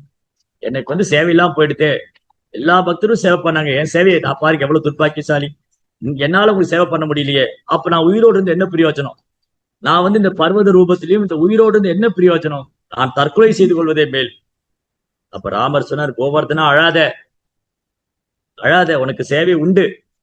நான் வந்து துவாபர யுகத்துல கிருஷ்ணராக அவதாரம் செய்யும், அந்த கிருஷ்ண லீலை எல்லாம் உன்னுடைய கோவர்த்தன் தான், அவளே படாது, நீ போய் காத்துன்று நான் வருவேன். இதை கேட்ட உடனே கோவர்த்தன் பேரானந்தம், அதான் பெரும் பாக்கியம், பகவான் லீலை முழுவதும் என்னுடைய பர்வதத்தை நடத்த போகிறாரா, இதை விட எனக்கு என்ன வேணும், அதற்காக எவ்வளவு யுகங்கள் வேற நான் காத்துட்டு இருப்பேன் அப்படின்னு சந்தோஷமா கோவர்த்தன் விருந்தாவனுக்கு வந்துட்டார். விருந்தாவன்ல வந்து பகவான் ஸ்ரீ கிருஷ்ண லீலைகளுக்காக காத்துட்டு, அதே மாதிரி துவாபரயுகத்துல பகவான் அவதாரம் செய்தார். அவருடைய தாமரை திருப்பாதம், பகவானுடைய தாமரை திருப்பாதம், அவருக்கு பிரியமான பசுக்கள் கன்றுகளுடைய திருப்பாதம் முழுவதும் கோவர்த்தன மலை. அந்த கோவர்த்தனம் பெரும் பாக்கியம் செய்திருந்தது, பகவானுடைய தாமரை திருப்பாத்தி தன்மையில் தாங்கி கொண்டது. பகவானுடைய சேவைக்காக, பகவான் தூய பக்தரின் சேவைக்காக, பசுக்களுடைய சேவைக்காக நிறைய பழங்கள், புற்கள், பசுமையான புற்கள், பழங்கள், தானியங்கள், அந்த கோபர்கள் கோபிகள் வாழ்வாதாரமே கோவர்தன் தான். அந்த கோபர்களுக்கும் கோபிகளுக்கும் வாழ்வாதாரமே கோவர்தன். அப்பேற்பட்ட அழகான பர்வதம், பகவான் தன் நண்பர்களோடு அமர்ந்து வந்து பிரசாதம் அருந்துவது, விளையாடுவது, கன்றுகளை மேய்ப்பது, பசுக்களை மேய்ப்பது எல்லாம் கோவர்தன் மலை அடிவாரத்துல தான். கோபிகளோடு லீலை செய்வது, யமுனா நதிக்கரையில் கோவர்தன் மலை அடிவாரத்தில் ராதா குண்டம், ஷியாம குண்டம், மிக அழகான ஸ்தலம், இதெல்லாம் ரொம்ப நல்லாதான் போயிட்டு இருந்தது. இங்க வந்து பகவான் கிருஷ்ணர் கோவர்த்தன் வந்து ரொம்ப அழகா லீலையில செய்வார். அப்போ ஒரு நாள் இந்த குழந்தை கிருஷ்ணர் என்ன பண்ணிட்டு இருக்காரு பாக்குற, என்ன நடக்குது, எல்லாம் ரொம்ப பிஸியா இருக்கிறாங்க வீட்டுல. நந்த கோபர், அவருடைய 5 சகோதரர், நந்தர் உட்பட 5 சகோதரர், நந்தா, உபநந்தா, அபிநந்தா, நந்தநந்தா, சுனந்தா.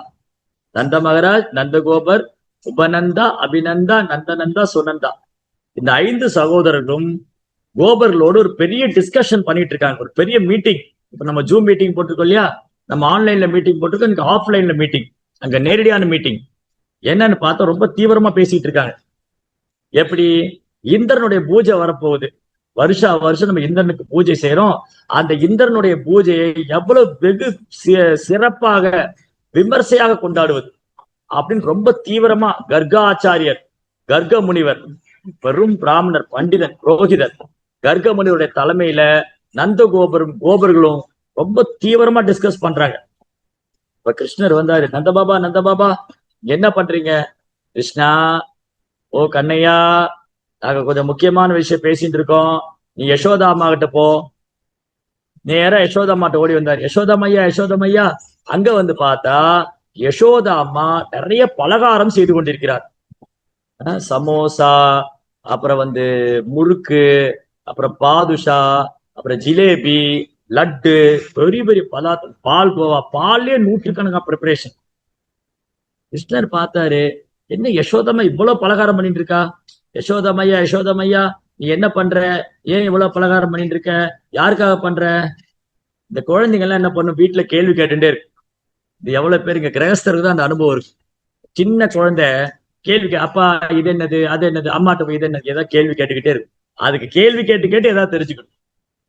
அந்த மாதிரி ஒரு குழந்தையை போல பகவான் கிருஷ்ணரும் பாவனை செய்து கொண்டு அங்க கேட்கிறாரு, நந்தபாபா ஃபர்ஸ்ட் யசோதா மாட்டு, யசோதமையா எதுக்கு இவ்வளவு பலகாரம், இந்த பலகாரம் எல்லாம் எதுக்கு பண்றீங்க, ஏன் அண்டா அண்டா குண்டா குண்டாவா பலகாரம் பண்ணி வச்சிருக்கீங்க, இதெல்லாம் எங்க போக போகுது, யாருக்கு போக போகுது, ஐயோ கிருஷ்ணா என்ன தொல்லை பண்ணாத, இனி நிறைய எனக்கு ராத்திரி ஃபுல்லா சேவை இருக்கு, நாளைக்கு காலையில பூஜா இருக்கு, உனக்கெல்லாம் எக்ஸ்பிளைன் பண்ண முடியாது, நீ போ அப்பாட்ட போகணும். யசோதா அம்மா சொன்னாங்க, என்ன தொந்தரவு பண்ணாத, ஆளை விடு, எனக்கு ராத்திரி ஃபுல்லா சர்வீஸ் இருக்கு, நீ நொய் நொயின்னு கேள்வி கேட்டுதான் உனக்கு பதில் சொல்ல முடியாது, சும்மா நொய் நொயின்னு கேள்வி கேட்காத, இன்னும் எவ்வளவு பிரசாதம் பண்ண வேண்டியது இருக்கு, என்னென்ன ரெடி பண்ண வேண்டியது இருக்கு, டயர்டா இருக்கு, நீ வந்து கேள்வி கேட்டு இருக்க, நீ போ அப்பாட்ட போ. உடனே கிருஷ்ணா அப்பாட்ட ஓடி வந்தா, நந்த பாபா ஓடி வந்து அப்பாவோட மடியில உட்காந்துட்டார். நந்தரும் கிருஷ்ணரை மடியில உட்கார வச்சுட்டு பேசிட்டு இருக்காரு. அப்ப பார்த்தா பெரிய பெரிய அண்டா அண்டா குண்டா குண்டாவா முறுக்கு சீடை, அப்புறம் ஜாங்கிரி, அப்புறம் வந்து குலோப் ஜாம் லட்டு பாயாசம், அரிசி கோதுமை பழங்கள் எல்லாம் குண்டா குண்டா அண்டா அண்டாவா பெரிய பெரிய வண்டி ஃபுல்லா ஏத்துறேன். கிருஷ்ணன் கேட்டாரு, நந்தவையா நீங்க எங்க இதெல்லாம் எங்க போகுது, எதுக்காக பண்றீங்க, இன்னைக்கு என்ன நடக்குதுங்க? அப்ப நந்தமகாராஜ் சொன்னாரு, கிருஷ்ணா நமக்கு வந்து பசுக்கள் ரொம்ப முக்கியமா, ஆமா. பசுக்கள் பால் கொடுக்குதா, ஆமா. அந்த பாலை தான் நம்ம குடிக்கிறோமா, ஆமா. அந்த பசுக்கு பால் எங்க இருந்து வருது, பசு வந்து நிலத்துல போய் மேயுது, அந்த மேய்ச்சலுக்கான காரணம் என்னது, மழை பெய்யணும் இல்லையா, மழை பெய்ஞ்சாதானே தானியம் வளரும், மழை பெய்யணும். அப்ப மழைக்கு அதிபன் யாரு, இந்திரன். அதனால நாங்க வருஷம் இந்திரனுக்கு பூஜை பண்ணோம், இந்திரனுக்கு பூஜை பண்ணி இந்திரா வந்து எங்க மேல சந்தோஷமாய் நிறைய மழை கொடுப்பார், நிறைய மழை பெய்யும் போது தானியங்கள் நல்லா வளரும், நமக்கு நிறைய தானியம் கிடைக்கும், பசுக்களுக்கு தீவனம் கிடைக்கும், ரொம்ப ஆரோக்கியமா சந்தோஷமா இருக்கலாம். பெரிய பெரிய மோட்டார் வாகனம் தேவையில்லை, பெரிய பெரிய ஸ்கை ஸ்கிராப்பர் பில்டிங் தேவையில்லை, ஐடி கம்பெனி சாஃப்ட்வேர் ஒன்னும் தேவையில்லை. இன்னைக்கு பசிச்சா போல்ட் நட் எல்லாம் சாப்பிட முடியாது, பசிச்சா டயரையோ கம்ப்யூட்டர் ஸ்பேர் பார்ட்ஸோ சாப்பிட முடியாது. இன்றைக்கு நம்ம அன்னத்தை நம்பிதான் இருக்கோம். அன்னாத் பவந்தி பூதானி பர்ஜன்யாத் அன்ன சம்பவ யஜ்ஞாத் பவதி பர்ஜன்யோ யஜ்ஞ கர்ம சம்பவ.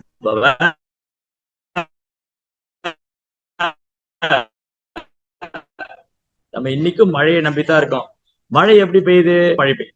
உடனே கிருஷ்ணர் என்ன பண்ணாரு, உடனே தரு நோ நோ நோ இல்ல நந்த பாபா, நம்ம இந்திரனுக்கு பூஜை பண்ண வேண்டிய அவசியம் இல்ல. என்ன கிருஷ்ணா எப்படி சொல்றான், கிருஷ்ணா அப்படி சொல்லக்கூடாது, காலங்காலமா பண்ணிட்டு இருக்கோம், இது ஒரு நாள் 2 நாள் இல்ல, எங்க முன்னோரு காலத்துல காலங்காலமா பண்ணிட்டு இருக்கோம், அப்படிலாம் சொல்லக்கூடாது, நீ இந்திரன் கோச்சுருவாரு, நீ சின்ன பிள்ளை, உனக்கு குழந்தை இதெல்லாம் தெரியாது. கிருஷ்ணர் விடுற மாதிரி இல்ல, கிருஷ்ணாவுக்கு நல்லா புரிஞ்சு போயிடுத்து, இந்திரனுக்கு கர்வம். இது 3வது பாடம். இந்த கோவர்தன லீலையில 3வது பாடம் என்னன்னா, ஒரு பக்தனுக்கு கர்வம் கூடாது. ஒரு பக்தன் எப்படி இருக்கணும்னா கோவர்தன மாதிரி இருக்கணும், எப்படி இருக்கக்கூடாது, இந்திரன் மாதிரி இருக்கக்கூடாது. இந்திரனுக்கு தான் மலைக்கு அதிபன் என்ற கர்வம் வந்து விட்டது. அப்போ பக்தனுக்கு கர்வம் வரும்போது அவனை கொட்டி அவனை கண்டித்து அந்த திருத்துவது பகவானுடைய கடமை. ஏன்னா அவர் பகவான சரணடைஞ்சுதான் இருக்கார். இந்திரன் பக்தன் தான், ஆனா பௌதிக ஆசை உள்ள பக்தன், சகாமா பக்தன், தூய பக்தர் அல்ல. அவர் வந்து விருந்தாவனத்து கோபுரர் போலையோ கோபிகளை போலையோ பிரகலாதரை போலையோ தூய பக்தர் அல்ல, பாண்டவர் போல இல்லை. இந்திரனுக்கு பௌதிக ஆசை உண்டு, நான் சொர்க்கராஜன், நான் செல்வத்தை அனுபவிக்கணும், தேவமங்களோட உல்லாசமா இருக்கணும், இந்த தேவலோக பதவி, இதெல்லாம் பதவி பெயர் புகழ். யாரெல்லாம் வந்து பதவி பெயர் புகழ் இதெல்லாம் விரும்புறாங்களோ அவங்க கோலோக விருந்தாவனம் போக முடியாது. இப்ப நம்ம கிருஷ்ண பக்தி பயிற்சி பண்றோம், எனக்கு பதவி ஆசை, பேராசை, புகழ், செல்வம் இதெல்லாம் நான் விரும்புறேன், இந்த ஜட உலகத்துல நான் வசதியா இருக்கணும், எல்லா இன்பத்தையும் அனுபவிக்கணும், பெண்களோடு உல்லாசமா இருக்கணும், இதெல்லாம் நினைக்கிறேன், கூடயே பக்தி பண்றேன். அப்ப கிருஷ்ணர் என்ன பண்ணுவாரு, என்னை கொண்டு போய் சொர்க்கத்துல விட்டுருவார், கோலோகத்துல விட மாட்டார். ஆனா எனக்கு பதவி பெயர் புகழ் எதுவும் வேண்டாம், நான் அதை விரும்பவும் இல்லை, அப்படி எதா இருந்தாலும் அது பகவான் சேவைக்காகத்தான் பயன்படுத்துவேன், எனக்கு பகவானை திருப்திப்படுத்துவது மட்டும்தான் ஒரே குறிக்கோள். அப்படி இருக்கிறவங்களுக்கு தான் கோலோ விருந்தாவனத்துல இடம். பொய்கர்வம், பொறாமை, பேராசை, பொய்யகங்காரம், காமம், குரோதம் இதெல்லாம் இருக்கிறவங்க அங்க போகவே முடியாது, கற்பனை பண்ணி கூட பார்க்க முடியாது கோலோ விருந்தாவனம். அப்ப இந்திரன் என்ன ஆனாரு, அவர் கர்வம் வந்துச்சு. அப்ப இந்திரனுடைய கர்வத்தை அகற்றி அவனை திருத்தி ஆட்கொள்ள வேண்டும். இந்திரனை வந்து திருத்தி ஆட்கொள்ளணும், அவனை கண்டிக்கணும். என்ன பண்ணலாம், ஒரு பனிஷ்மெண்ட், இந்த ஒரு லீலை மூலமா இந்திரனுடைய கர்வத்தை நம்ம அடக்கணும். சோ கிருஷ்ணன் என்ன சொல்றாரு, நோ நோ நோ, நீங்க வந்து கோவர்த்தனை பூஜை பண்ணலாம், நீ இந்திரனுக்கு பூஜை பண்ணும். இந்திரன் என்ன பண்ணிட்டாரு, அவர் என்ன மழை கொடுக்குறாரு, இந்த கோவர்த்தன் தான் எல்லாம் கொடுக்குது, இந்த கோவர்த்தன் இருக்கு இல்லையா, அது நமக்கு அந்த பழங்கள் கொடுக்குது, பொருட்கள் கொடுக்கு, எல்லாம் கோவர்த்தனம். அப்ப கோவர்த்தன்ல நம்ம வழிபடணும், நம்ம ஏன் இந்திரனை வழிபடணும்? அப்போ உடனே நந்தகோபர் சொல்றாரு, இல்ல கிருஷ்ணா, நம்ம இந்திரன் தான் நமக்கு மழை கொடுக்குறாரு. எங்க தாத்தாவுடைய தாத்தால இந்திரன் தான் பூஜை பண்ணிருக்காங்க, நாமளது நோ நோ நோ கிருஷ்ணா ஒத்துன்ற மாதிரி. சோ கிருஷ்ணா என்ன பண்றாரு அந்த இடத்துல, கர்ம மீமாம்ச தத்துவம், எல்லாத்துக்கும் கர்ம தான் காரணம். நாம கர்மா நம்ம நல்லா உழைச்சா நமக்கு தேவையானது கோவர்த்தனை கொடுக்க போகுது, நம்ம ஏன் இந்திரனை வழிபடணும் அப்படின்னு ஒரு கர்ம மீமாம்ச தத்துவம் பேச. இது நந்தகோபுரம் ஒத்துக்க மாட்டேங்க. நோ நோ கிருஷ்ணா அப்படிலாம் சொல்லக்கூடாது, அப்படிலாம் சொல்லக்கூடாது, இந்திரனை பூஜை. திருப்பி கிருஷ்ணன் சொல்றாரு, நோ நோ நோ நந்த பாபா, நீங்க இந்திரனை பூஜை பண்ண வேண்டாம், நீ கோவர்த்தன் தான் பூஜை பண்ணணும். கோவர்தன் தான் பசுகளுக்கு புல்லு தருது, கோவர்தன் தானியம் கொடுக்குது, அது கோவர்தன் தான் வர்ஷிப் பண்ணணும், கோவர்தன் தான் நம்ம வழிபடணும். ஓ கிருஷ்ணன்கிட்ட பேசி ஜெயிக்க முடியாதே, இந்த குழந்தை என்ன சொன்னாலும் கேட்கற மாதிரி இருக்கும், இந்த குழந்தை அவ்வளவு அழகா பேசுது, இந்த குழந்தையோட பேச்சை மறுக்கவும் முடியல. கர்க்கமுனிவர் பாக்குறாரு, நந்தகோபர் என்ன செய்யற யோசிக்கிறார். அப்ப கர்க்கமுனி சொல்றாரு, அந்த குழந்தை சொல்றது என்ன தப்பு? கிருஷ்ணா சொல்றாரு கோவர்தன் எல்லாம் கொடுக்குது, அப்ப கோவர்தனை பூஜை பண்ண வேண்டியது தானே. அப்ப நந்தர் சொன்னாரு, சரி கிருஷ்ணா, நீ சொல்ற மாதிரி கோவர்தன பூஜை பண்ணலாம், அது இன்னொரு நாளைக்கு வச்சுக்கலாம், இன்னொரு நாளைக்கு வச்சுக்கலாம், இன்னைக்கு இத்தனைக்கு பூஜை. நோ நோ கிருஷ்ணா ஒத்துக்க மாட்டேன், நோ நான் ஒத்துக்க மாட்டேன். நீங்க இன்னொரு நாள் போய் பலகாரம் செஞ்சு பூஜை பண்றதுக்கு ஆல்ரெடி எல்லாம் ஏற்பாடு பண்ணிட்டீங்க, அதையே கோவர்தன் பண்ணக்கூடாது? திரும்பி கர்கர் சொல்றாரு, கிருஷ்ணர் சொல்றது கரெக்ட் தானே, நம்ம எல்லாம் ஏற்பாடு செஞ்சுட்டோம், பலகாரங்கள் ரெடி பண்ணிட்டோம், எல்லாம் ரெடி பண்ணிட்டோம், சாதம் பருப்பு கூட்டு பொரியல் வடா பாயசம் எல்லாம் ரெடி, இதையே இன்னொரு நாள் பண்ணி இன்னைக்கே பண்ணிடுவோமே. அப்ப நந்தகோபர் சொல்ற, நான் கோவர்தன் பூஜை இது வரைக்கும் பண்ணதே இல்லையே, எப்படி தெரியும்? கிருஷ்ணர் சொல்ற, நான் சொல்லி தரேன், நான் சொல்றேன். பாருங்க, பகவான் கிருஷ்ணர் 4வது பாடம், தன் பக்தனை எவ்வாறு வழிபட வேண்டும் என்று பகவானே கற்றுக் கொடுக்கிறார். அப்போ தன்னை வழிபடுவதை விட தன் பக்தனை வழிபடுவது உயர்ந்ததுன்னு சொல்றோம். ஆராதனாம் சர்வேஷாம் விஷ்ணூர் ஆராதனம் பரம் தஸ்மாத் பரதரம் தேவி தத்யானாம் சமாச்சரன். ஒரு முறை பார்வதி தேவி கேட்டாங்க சிவபெருமான்ட்ட, பிரபு வழிபாட்டிலே உயர்ந்தது எது, சிறந்த வழிபாடு எது? என்ன வழிபடுறதா, உங்களை வழிபடுறதா, நாராயணரை வழிபடுறதா, கணபதியா, கார்த்திகேயனா, யாரு? இப்ப சிவபெருமான் சொல்றாரு, வழிபாட்டிலேயே சிறந்தது பகவான் விஷ்ணு வழிபடுறது, அதனை காட்டிலும் உயர்ந்தது அவரது தூய பக்தர்கள். பிருந்தாவனம், கோவர்தனம், யமுனா நதி, துளசி தேவி, வைணவர்கள், ஆச்சாரியர்கள், குருமார்கள், எதெல்லாம் பகவானோடு சம்பந்தப்பட்டிருக்கோ அனைத்தும் வழிபடுவது உயர்ந்தது. அப்ப பகவானே சொல்ற, கோவர்த்தன பூஜை எப்படி பண்ணணும்? ஓ கோபர்களே கோபிகளே, நீங்க எல்லாம் புதுசா புத்தாடை எடுத்து போட்டுக்கோங்க, கன்றுகளையும் பசுக்களையும் அலங்காரம் பண்ணுங்க, நீங்க உங்களை அலங்காரப்படுத்திக்கங்க, நம்ம எல்லாம் இங்கிருந்து கோவர்த்தனை போறோம், நீங்க செய்த பலகாரம் எல்லாம் எடுத்துக்கோங்க, நம்ம போய் கோவர்த்தனுக்கு நேரடி ஆஃபர் பண்ண போறோம், கோவர்த்தனத்தை பிரார்த்தனை செய்ய போறோம், இந்த பிரசாதத்தை ஏற்றுக்கங்க, எங்களை அனுகிரகம் பண்ணுங்க அப்படின்னு இந்த கோவர்த்தன பூஜை எப்படி பண்ணணும் பகவானே சொல்லி கொடுக்குற. அப்போ நந்தகோபர், உபநந்தா, அபிநந்தா, சுனந்தா, நந்தநந்தா, இவங்க எல்லாம் என்ன பண்ணாங்க, அழகா தங்களை அலங்காரப்படுத்திட்டு தாங்கள் செய்த எல்லா பலகாரம், இங்க பாருங்க, வாழைப்பழம், கூட்டு, பொரியல், வடா, பாயசம், முந்திரி கேக்கு, ஹல்வா, ரச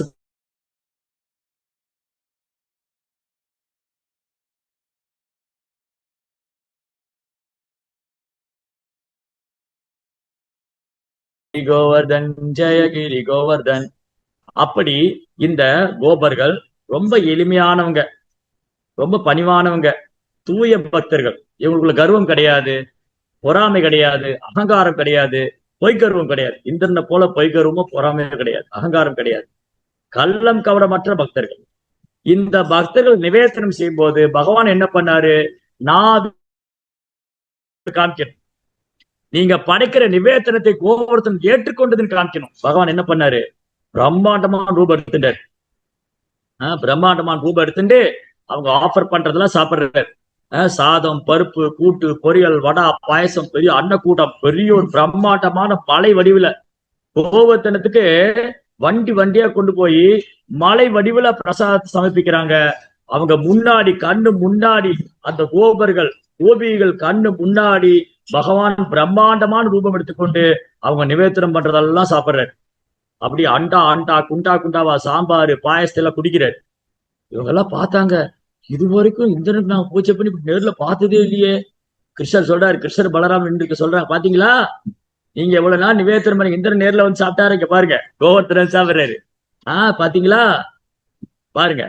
நீங்க இவ்வளவு நாள் இந்திரனுக்கு நிவேதனம் பண்ணீங்க, நேர்ல வந்து சாப்பிட்டாரு என்ன? இங்க பாருங்க, கோவர்த்தன் வந்து சாப்பிடுறாரு, உங்க சேவை ஏத்துண்டாரு. அது என்ன பண்றாரு, அவங்க அண்டா அண்டா குண்டா குண்டாவா சாதம், பருப்பு, கூட்டு, பொரியல், வடா, பாயசம், நாசிலாம எல்லாம் ஆஃபர் பண்றாங்க. நாசிலாம ஆஃபர் பண்ணாங்களே தெரியாது, நான் சும்மா சொன்னேன். அப்படி ஆஃபர் பண்றாங்க.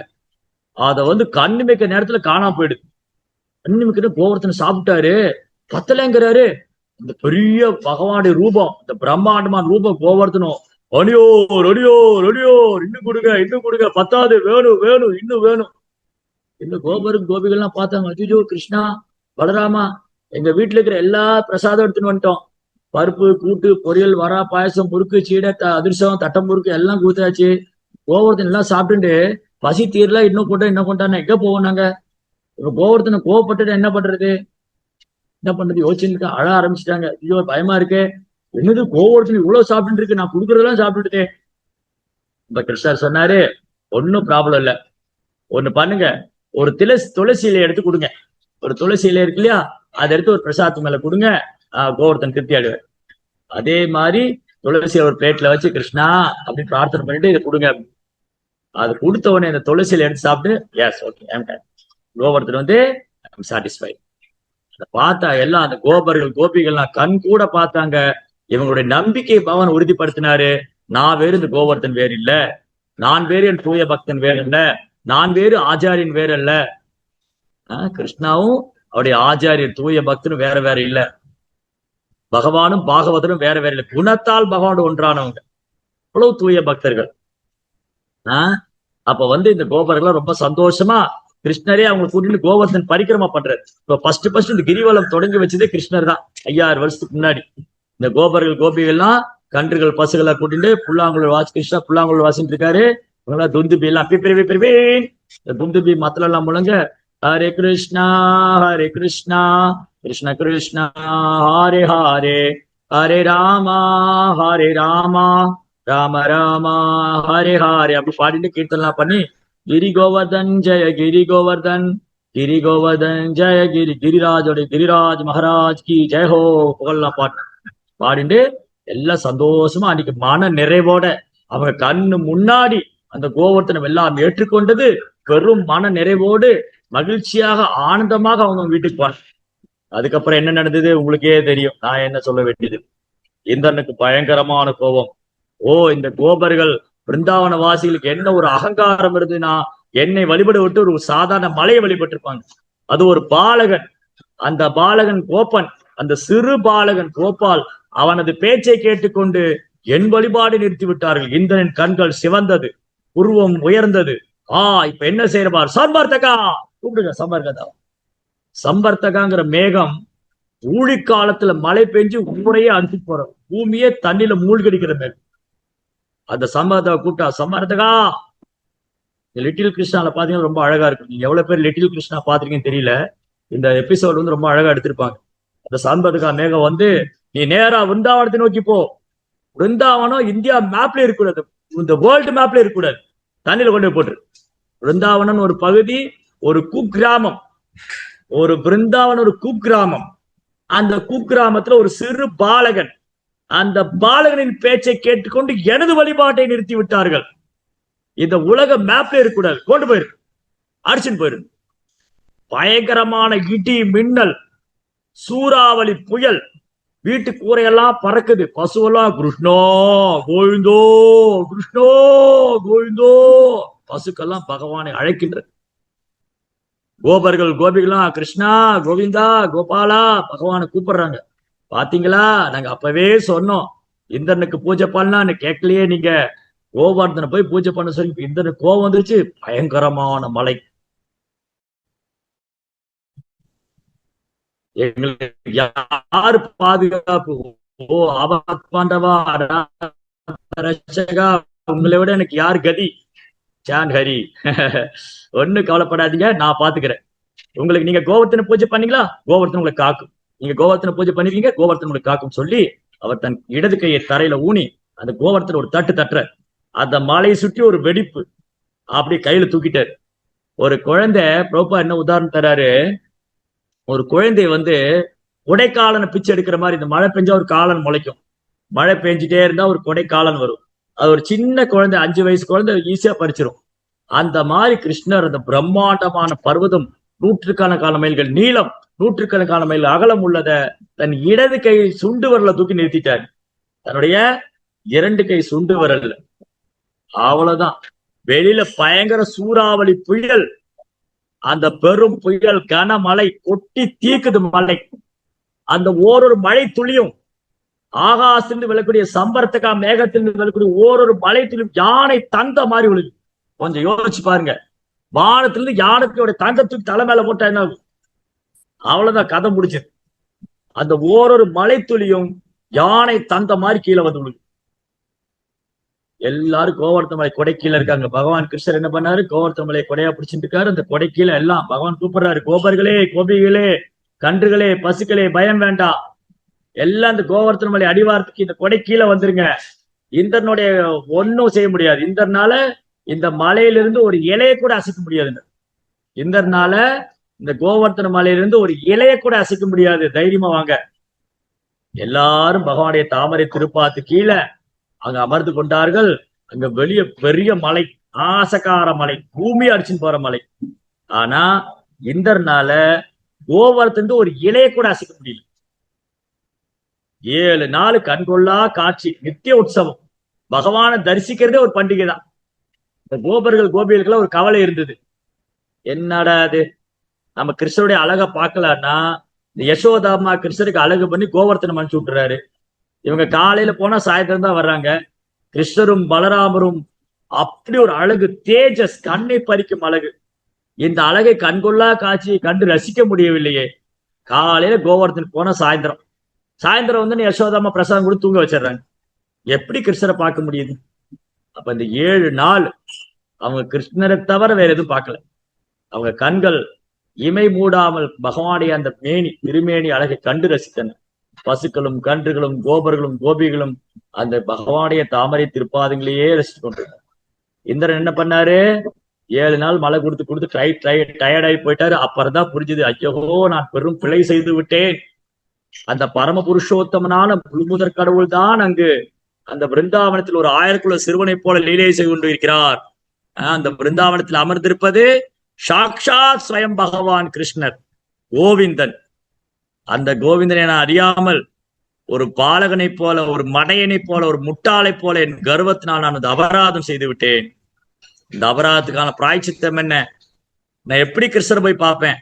அதுவும் நான் என்ன பெரிய அபராதம் பண்ணேன்? பகவானுக்கு பிரியமான பசுக்களும் கண்டுகளும் இருக்கக்கூடிய இந்த பிருந்தாவனம், கோபர்கள் கோபிகள், அந்த இடத்தை நான் வந்து நீர்ல மூழ்கடிக்கும் நினைச்சிட்டேன். அந்த வைஷ்ணவருக்கு அபராதம் பண்ணணும்னு நினைச்சிட்டேனே, எவ்வளவு பெரிய குற்றம் அது.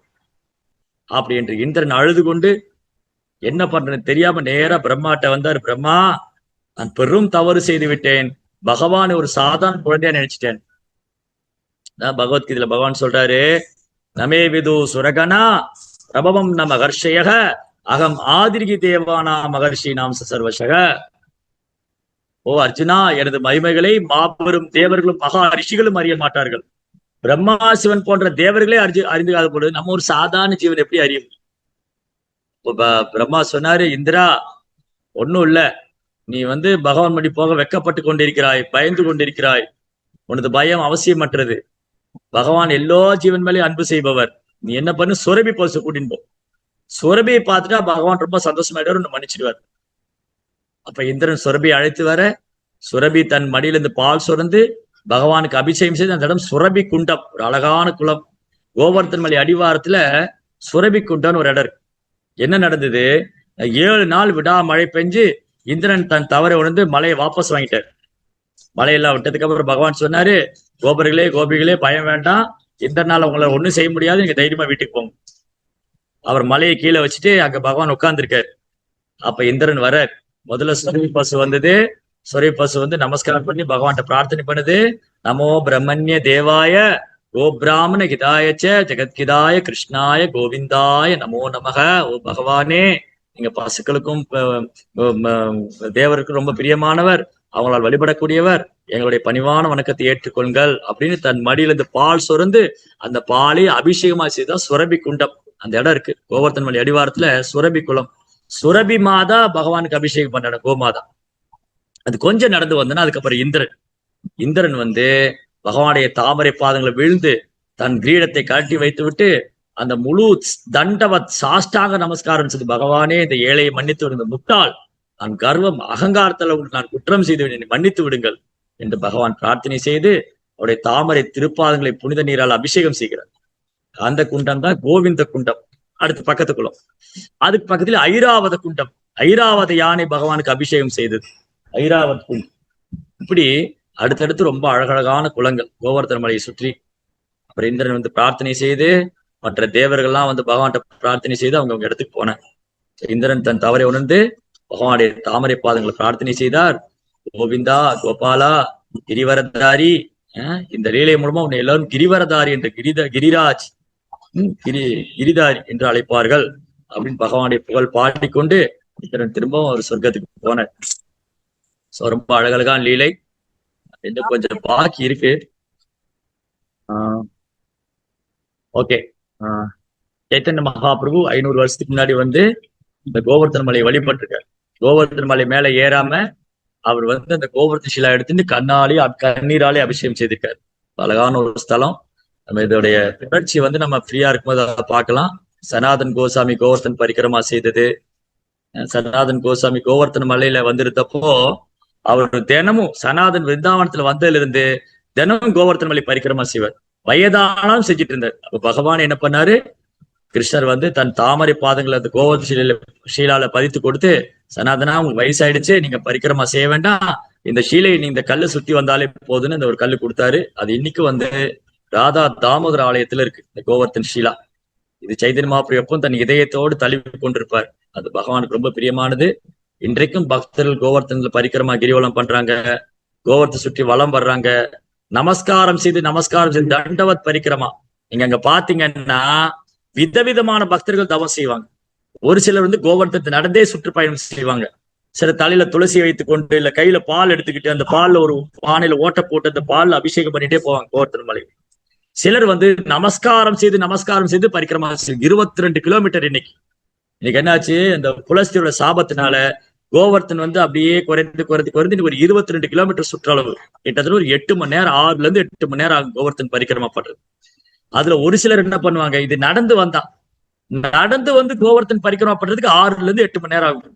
இதுல ஒரு சிலர் என்ன பண்ணுவாங்க, நமஸ்காரம் செய்து பரிக்கிரமா செய்வாங்க. முதல்ல நமஸ்காரம் பண்ணுவா எதிர்ப்பு, இப்படியே வந்து 22 கிலோமீட்டர். அதுல இன்னும் ஒரு சில கடும் தவம் பண்ணக்கூடிய இருக்காங்க. பாருங்க, ஒரே இடத்துல 108 தடவை நமஸ்காரம் பண்ணி, இந்த சாது இருக்காருல இந்த பாபா, ஒரே இடத்துல 108 தடவை நமஸ்காரம், அதுக்கு அடுத்து 108, அதுக்கப்புறம் 108, இப்படி ஓரொரு அடியும் 108 நமஸ்காரம் கடும் தவம் செய்யக்கூடியவர். அப்ப எப்பேற்பட்ட புனிதமான ஸ்தலமா இருக்கும்.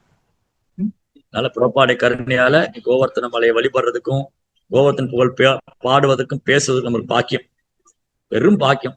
நம்ம இதயம் தூய்மையடையும். அதனால நம்ம பிரார்த்தனை செய்வோம், பகவான் கிருஷ்ணர் எப்போ நம்ம இதயத்தை நீங்க இடம் பெற வேண்டும். அவர் நாமத்தில் நமக்கு ருச்சி ஏற்படணும். எப்போதும் நாமத்தை உச்சரிக்கணும். ஹரே கிருஷ்ணா கிருஷ்ண கிருஷ்ணா ஹரே ஹரே, ஹரே ராம ராம ராம ஹரே ஹரே பிரார்த்தனை. हरे कृष्णा। गिरिराज महाराज की जय, गिरि गोवर्धन की जय, श्रील प्रभुपाद की जय, गुरु महाराज की जय, गौर प्रेमानंदे। ஓகே, உங்களுக்கு ஏதாவது கேள்விகள் சந்தேகம் இருந்தா கேட்கலாம். உங்க கருத்துக்கள் எதா இருந்தாலும் சொல்லலாம். கொஞ்சம் டைம் அதிகமாயிடுச்சு. ஹரே கிருஷ்ணா. ஹரே கிருஷ்ணா பிரபுகளே. ஸோ பிரபு வந்து உபன்யாசம் முடிச்ச கேள்விக்கு அவர் காத்திருக்காரு. யாருக்காவது கேள்வி வந்தா தாராளமா கேட்கலாம் கேள்விகள்.